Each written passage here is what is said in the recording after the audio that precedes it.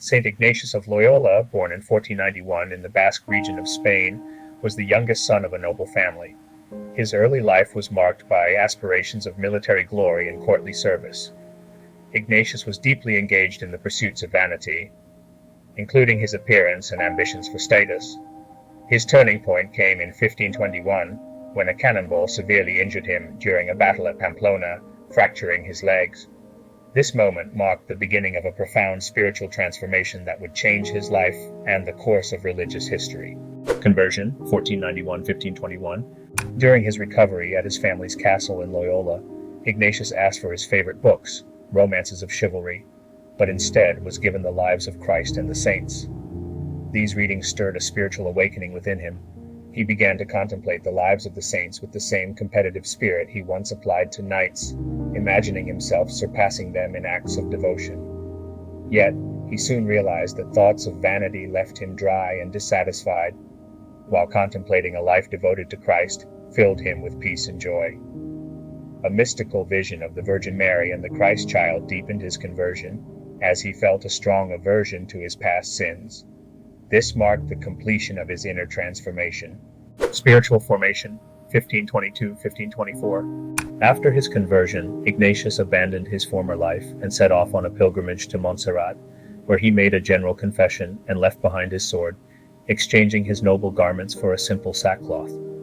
From there, he journeyed to Manresa, where he lived in extreme poverty, fasting and performing acts of penance. His time in Manresa was marked by spiritual desolation and severe scruples, at one point even contemplating suicide. However, he also experienced profound spiritual insights during this period, which would later form the foundation of his spiritual exercises. These exercises were a systematic set of meditations designed to help individuals discern God's will in their lives, making them one of the most important contributions to Catholic spirituality. Studies and companions, 1524-1539. After his pilgrimage to the Holy Land was thwarted by war, Ignatius returned to Spain and resolved to study. He enrolled in a grammar school in Barcelona at the age of 33 to learn Latin, then continued his studies at the University of Alcalá, Salamanca, and finally Paris. While at the University of Paris, he met Peter Faber, Francis Xavier, and other companions who would become the first members of the Society of Jesus, later known as the Jesuits. In Paris, Ignatius and his companions took vows of poverty, chastity, and a commitment to go to the Holy Land. But if this was not possible, they vowed to place themselves at the disposal of the Pope. This marked the beginnings of the Jesuit order, as Ignatius's followers were not only dedicated to personal holiness, but to active service in education and missionary work. Foundation of the Society of Jesus, 1540. After their plans to journey to the Holy Land were once again interrupted, Ignatius and his companions offered their services to Pope Paul III.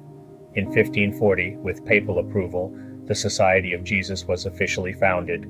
Ignatius was elected as the first superior general in 1541, a position he held until his death. The Jesuits were unique among religious orders for their active apostolic life, their commitment to education, and their flexibility in accepting new missions from the Pope. Ignatius's organizational genius and deep spirituality laid the foundation for the Jesuits' lasting influence, particularly in the areas of education, missions, and spiritual formation. The spiritual exercises and constitutions. One of Ignatius's most enduring contributions was his spiritual exercises, which were meant to guide individuals through a deep and transformative experience of discerning God's will. These meditations, structured over 4 weeks, focus on the themes of sin, the life of Christ, his passion, and his resurrection. The exercises helped individuals reflect on their personal lives, reorder their priorities, and make life-changing decisions under God's guidance. Ignatius also developed the Constitutions of the Society of Jesus, which outlined the rules and principles governing the order. The constitutions were distinctive for their emphasis on flexibility, obedience, and mission work. The society rejected the traditional religious habits, choir duties, and ecclesiastical dignities, focusing instead on active service. Later life and death, 1550-1556. In his later years, Ignatius increasingly withdrew from active missionary work to focus on leading the growing Jesuit order. Under his leadership, The society expanded rapidly, establishing schools and missions across Europe and beyond. Ignatius also faced significant personal trials, such as disputes with some of his closest collaborators, including Simon Rodriguez, a founding member of the society, and a painful legal conflict with Isabel Roser, a former benefactor. Despite his challenges, Ignatius continued to correspond with Jesuit missionaries and oversee the growth of the order until his death. In 1556, suffering from Roman fever, Ignatius passed away quietly, asking for the last sacraments the day before but dying before they could be administered. At the time of his death, the Society of Jesus had grown to nearly 1,000 members, with schools and missions established across the globe. Legacy.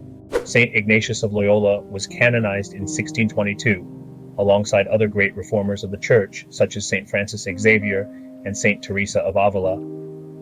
His legacy endures through the Jesuit order, which continues to be a major force in Catholic education, missionary work, and spiritual direction.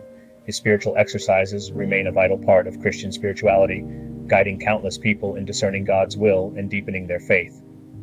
The Jesuit emphasis on finding God in all things reflects Ignatius's deeply personal spirituality, which sought to integrate prayer, education, and action in service to others. Ignatius's life can be summarized as a journey from worldly ambition to spiritual transformation, culminating in the founding of one of the most influential religious orders in the history of the Church. His writings, particularly the spiritual exercises and the constitutions, continue to shape Catholic thought and practice to this day.